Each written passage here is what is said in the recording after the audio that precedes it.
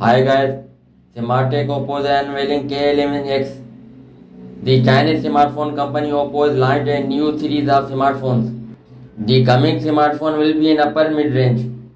The coming smartphone will be powered by Snapdragon 695 chipset. This is a powerful chipset. The Oppo K11x with this processor will provide the user with powerful results. The smartphone has got a 2.2 GHz octa-core processor under the hood of this smartphone. The Oppo K11 is going to have a 6.6 inches big screen size and it will provide the user with Full HD plus the resolution of 1080 by 2412 pixels.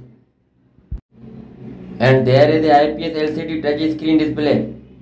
This handset will be paired with a 12 GB of RAM.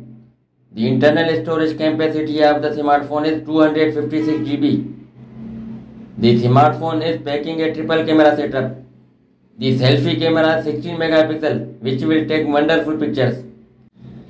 The new Oppo K11x got a side-mounted fingerprint sensor to protect your data from loss. The battery is 5000 mAh and also there is a fast battery charging.